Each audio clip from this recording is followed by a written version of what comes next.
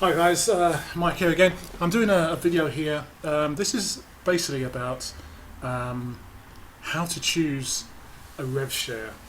Now, those of you out there may know that there's literally hundreds of different rev shares out there, all slightly different variants, which is primarily or basically on the same theme.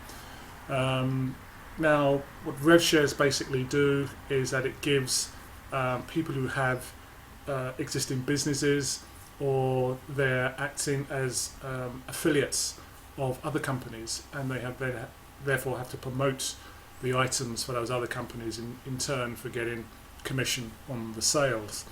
Now, the way that it works is that you approach a rev share company and in return for you purchasing advertising to promote the businesses that you want to market, basically, you pay a fee and they will then promote your link or your ad.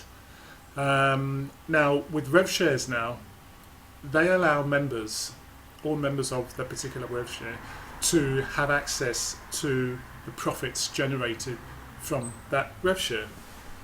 So for instance, you may buy what they call ad packs, which is a normal term for purchasing ads. Is you may pay $50 for an ad pack. In return for that $50, your ad or your link or your banner will be viewed X amount of times. You will have X amount of clicks per banner or referral link that you may have.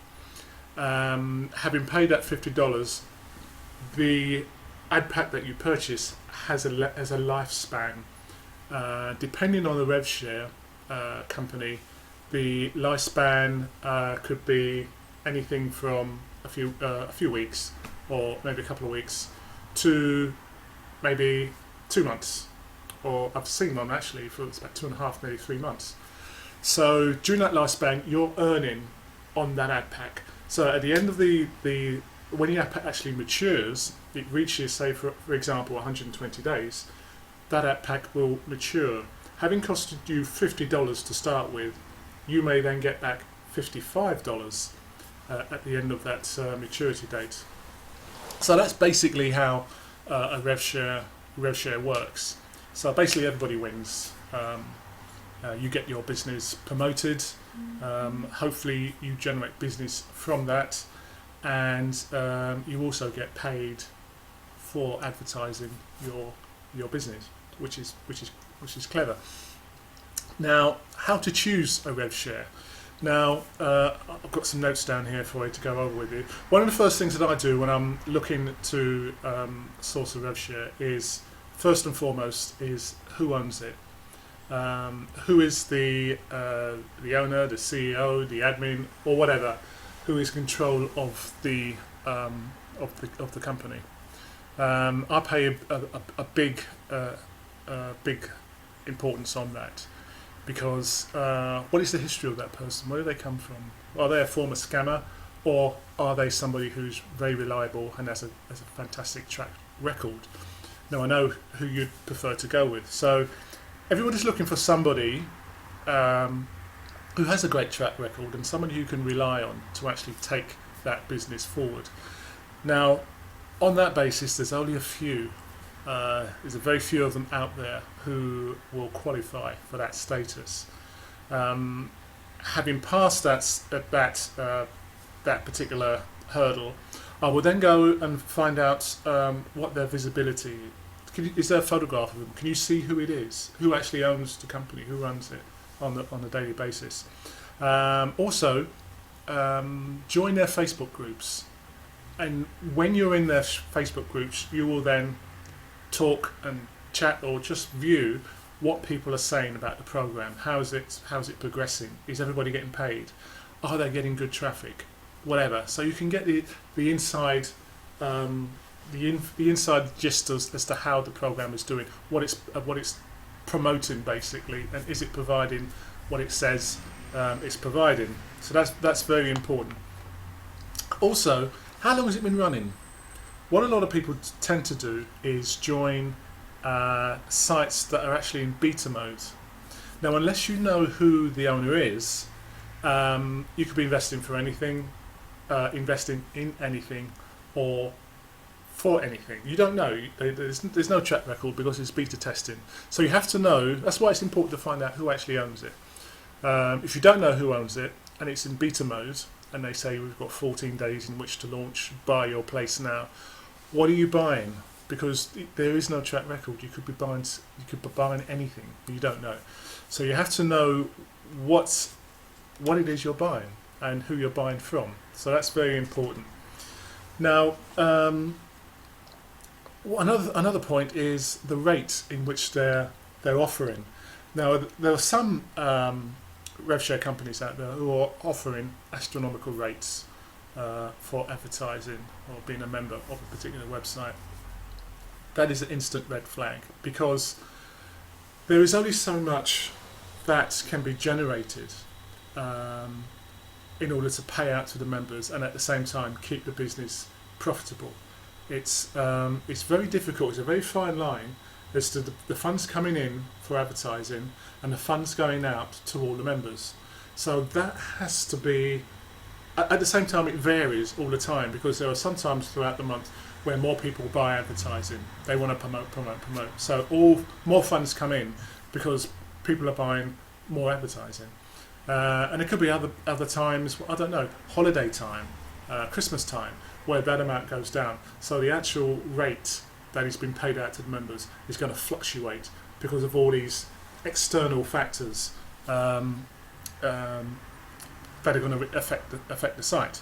So you have to take that into consideration. So whenever you come up with or come up and see a program that's offering these astronomical rates, I would actually be very careful with that.